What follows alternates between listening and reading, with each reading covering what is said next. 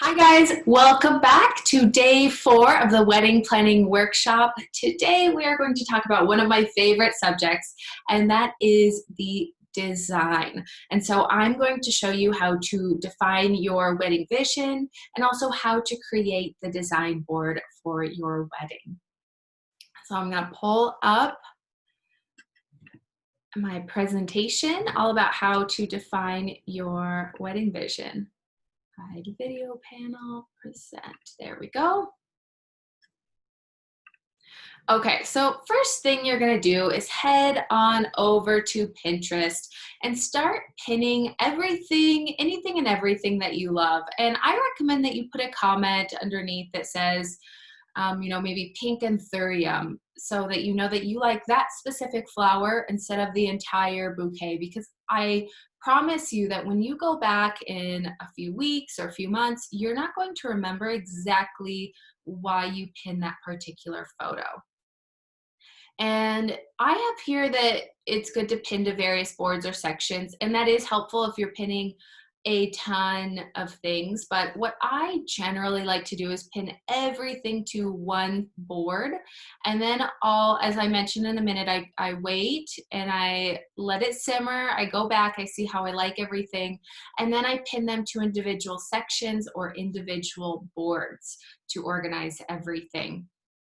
And I do want to mention that there are a lot of million-dollar weddings and styled shoots on Pinterest that may not translate well to a larger wedding, but when you get into it and you show your inspiration images to the florist or to the rental company, they are going to let you know the pricing, and they will let you know what you can do to reduce the cost and make it fit into your particular budget. So where to find inspiration? So take a look at the Instagram, Facebook, and website for your venue to see what they've done in the past and how they utilize the space. And if there's not much online, which in Costa Rica, they're not fantastic about marketing sometimes, ask the venue coordinator to send you photos of past weddings. Then also on Instagram, be sure, you probably have already done this, but follow wedding planners, florists, rental companies, search for hashtags like Costa Rica wedding, and then also check out geotagged photos of your venue and also the wedding town. And then of course, there are tons of destination wedding blogs online where you can find plenty of inspiration. So Pinterest step 2, I recommend taking a few days or a few weeks to go back before you go back and review your board. So I tell you to do this because I want your designs to kind of sink in and to simmer, because you might be putting together your inspiration and you might be thinking that you want a bright tropical floral design, and then a few days later you might start thinking, well, actually I really want it to be really elegant and all whites or maybe like pinks. So it's good to take the time in the very beginning to decide what you truly want for the design and theme instead of changing your mind later. Because if you decide maybe a few months down the road that you want to change, it's going to be very difficult to do that. Or it won't be difficult, but it's going to take up a lot of your time and a lot of the provider's time too. So then once you've done that, go back, refine your board, edit it down.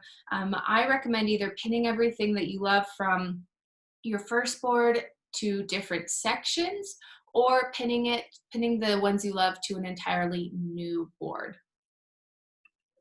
So let's go over the design board. I'm going to show you an example of a template that I utilize. And let's first talk about why it's important. So like I mentioned, you want to have a well-defined vision and look for the event. And creating the board is going to allow you to easily share your vision with your wedding provider. So that might be the venue, the florist, the pastry chef, the rental company, etc. And it's also going to help keep you from getting sidetracked and changing designs or themes. So during the wedding planning process, you're going to see tons of beautiful, beautiful photos of weddings, and you're going to question yourself, well, maybe I should do that instead, or maybe I should do it the way that this person did it. Maybe mine isn't good enough. So having this board is really going to help you stick to your designs and stop yourself from flip-flopping.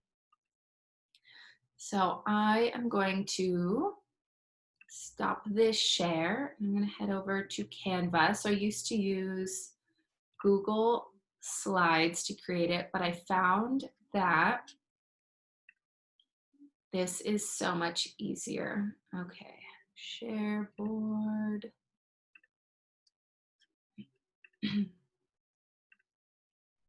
Okay, so this is what my template looks like. I recommend you put your names, the venue, the number of guests, and the date.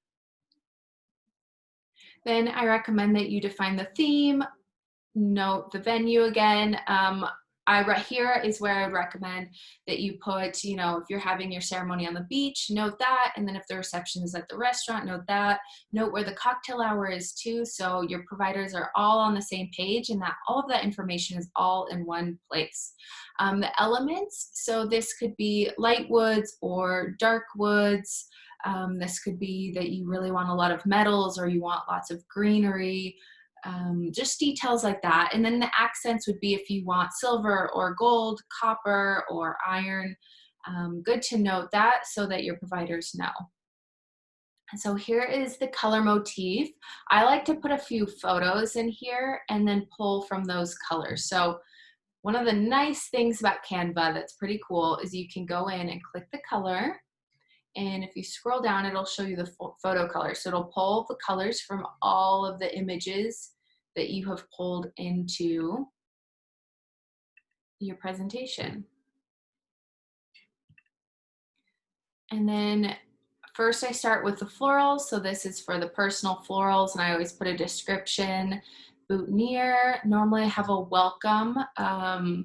There's a, like if you have a guest book or if you have a welcome sign or if there's a welcome drink, all of that information would be on a slide here. And I do give you my template in the wedding planning course if that's something that you're interested in. So then there's a ceremony page. I usually have a cocktail hour page here and usually one specifically for the lounge and any day of paper. Then dinner decor. So this is an example. I put a bunch of images in and usually I'll put an arrow with notes on the side. This is one design that we didn't end up going with. We decided to go with more of like a wines and oranges and yellows and bright pinks. And then we didn't end up doing this this either, but this is an example of what it sort of would look like. Over here is where I'd have the table decor description. And then cake decor and the cake, I always do that for the pastry chef and for the florist so they can see, you know, and coordinate everything so that everything looks seamless. So that is everything that I have for you today. If you have any questions at all, please send me an email or DM me on Instagram and let me know. I will see you tomorrow for day 5, the final day, and we are going to talk about the wedding day timeline.